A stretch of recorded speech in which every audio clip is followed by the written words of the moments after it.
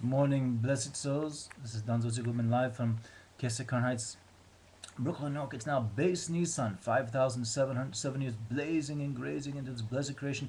By the way, I'd like to point something out. I should have mentioned it yesterday. That most of us are under the perception, and we can be justified in the perception, that spring will start, I believe, on March 21st, according to the solar calendar. How it was pointed out to me, we must remember, according to the Hebrew lunar calendar, since this Chodesh is called not just Chodesh Nisan, but Chodesh Aviv, the month of the spring, according to the lunar Hebrew calendar, the Hebrew lunar calendar, that spring has begun.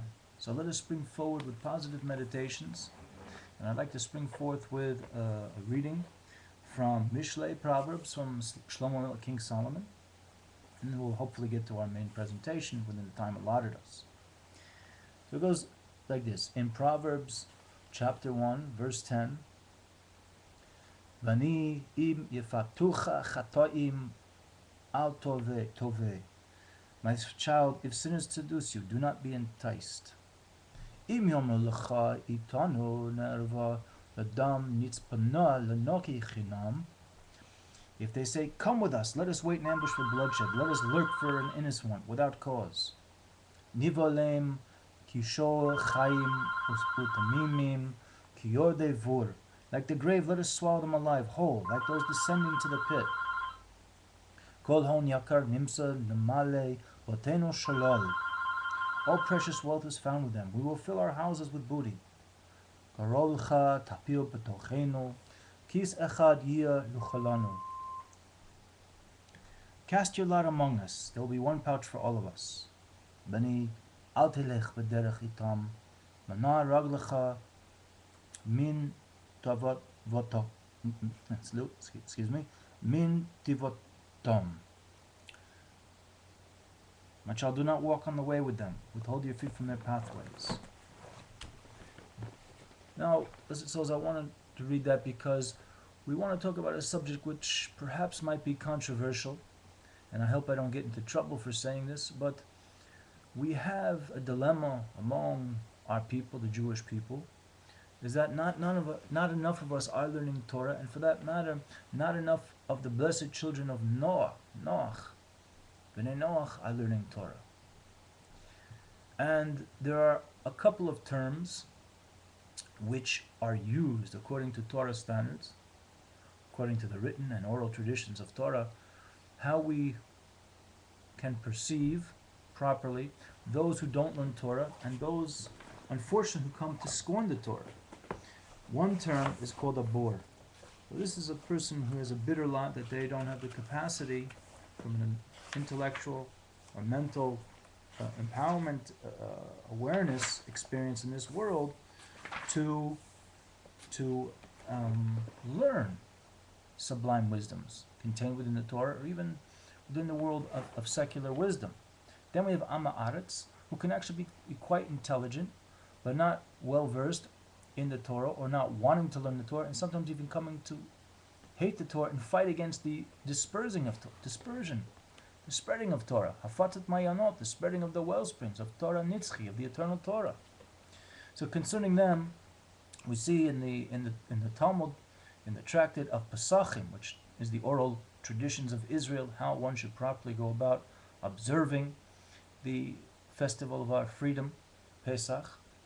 So in the Gemara of Pesachim, we learned in a Brisa, Rebbe said, an Amma Aretz, which we just mentioned before, is not allowed to eat meat, for it says, quote unquote, this is the law, alluding to the Torah, concerning mammals and birds, which is mentioned in Leviticus Vayikra, chapter 11, verse 46, or Perek Yud Aleph, Pasik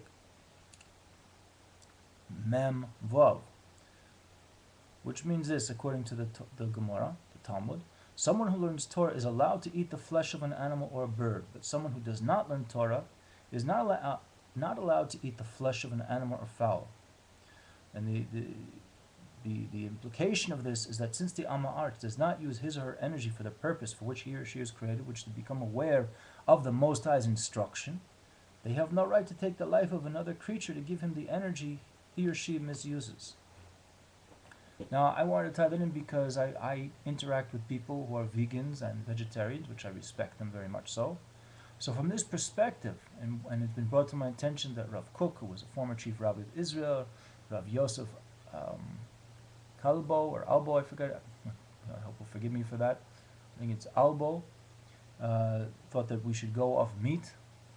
And one can see there can be a justification within those reasonings, because if people are not learning Torah, they don't have the right to access the energy afforded by meat.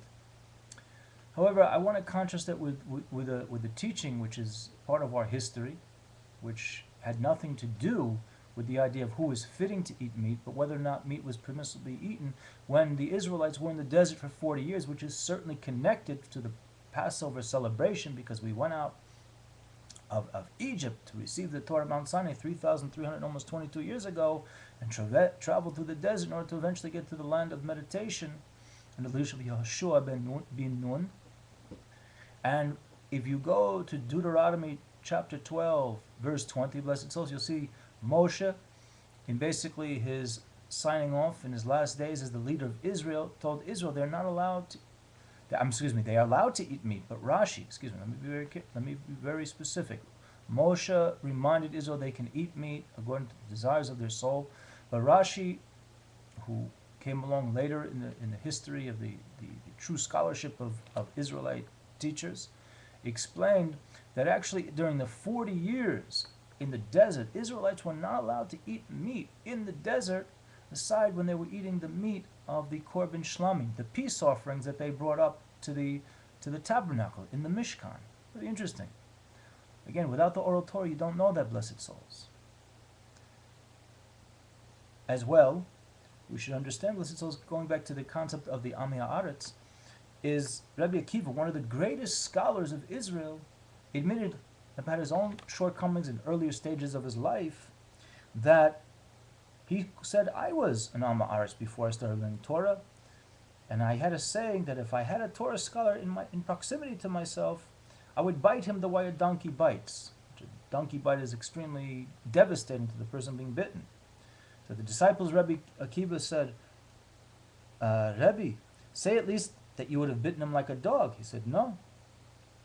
Rabbi Akiva replied, a donkey bites and breaks the bones, while a dog bites but does not break the bones. Basically, we understand, according to Rabbi Akiva Eger, I believe he's a 19th century scholar, the Rabbi Akiva was a kind-hearted person, but his hatred of Torah scholars was rooted in jealousy, the fact that they kept themselves aloof from the Ami Haaretz. That being said, there's another teaching that we should become aware of, concerning the Ami Haaretzim, that the hatred with it, which many Ami Haaretzim, those who don't learn Torah, who don't want to know of Torah, and wish to stop the learning of Torah, which has happened many generations among our people, as sad as it may seem, that their hatred, according to the Talmud in Pesachim, in Pesach, Passover, it's been greater towards us than the hatred of the heathens of yesteryear towards Israel. And only that the wives of the Ami Haaretz were even worse than that. So we've learned also from this, according to the Talmud, that a person who studies and abandons the Torah comes to hate the Torah scholars, true Torah scholars I'm talking about, those who create peace in the world, than any Ami Haaretz who don't learn Torah and hates the Torah scholars. I want to end it on this note, blessed souls, because we're running out of time, that the festival of Pesach encompasses a lot of essential points of faith, but we begin the Passover Seder with the idea of toivling a vegetable in salt water. Usually, toivling food in a sauce is to embellish the flavor. On the one hand, we're saying perhaps the vegetable is lacking. But in this case here, we're reminding ourselves when we toivel an onion or potato into bitter water, of our bitter experiences of being in exile. And only by nullifying ourselves to the Most High can we process all these different types of teachings, but they kind of threw at you very quickly, blessed souls. We'll continue tomorrow. This is Dan Zusia. Wishing everyone to spring forward in positivity. Havachad, one love, Gorel Echad, one destiny, Ba'ofen Nitzchi, in an eternal way.